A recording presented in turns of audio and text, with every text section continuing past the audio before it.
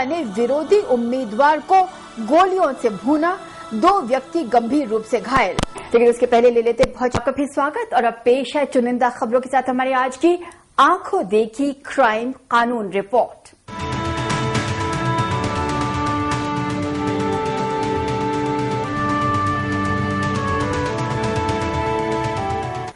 Volker मामले में अपने आप में एक लड़ाई है, लेकिन कई बार ये लड़ाई विरोधियों के बजाय आपस में ही छिड़कर खूनी बन जाती है।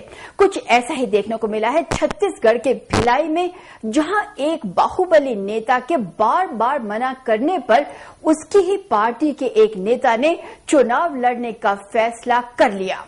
ये बात उस बाहुबली को इतनी नागवार गुजरी कि उसने ऐन पर्चा भरने के दिन उस उम्मीदवार पर ताबड़तोड़ गोलियां बरसा दी। उम्मीदवार की मौत तो मौके पर ही हो गई, जबकि उसके 2 भाई अभी भी अस्पताल में जिंदगी और मौत के बीच झूल रहे हैं।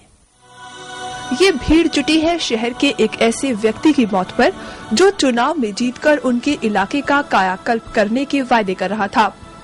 भिलाई के चिरौंदा गांव में रहने वाले योगेंद्र सिंह ने जब नगरपालिका चुनाव का नामांकन भरा तो शहर के ही एक दबंग परमानंद और उसके साथियों ने उनके कुछ समर्थकों पर हमला बोल दिया।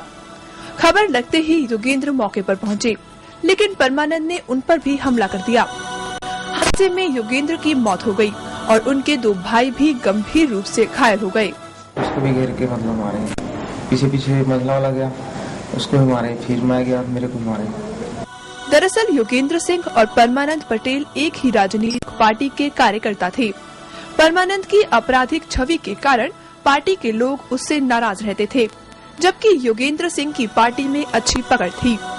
इसी वजह से योगेंद्र को टिकट भी मिला था, लेकिन वही उनकी मौत का टिकट बन गया। परमानंद ने कई बार उन्हें अपना नामांकन वापस लेने को भी कहा, लेकिन जब योगेंद्र नहीं झुके तो उसने हत्या जैसे संगीन जुर्म का सहारा लिया।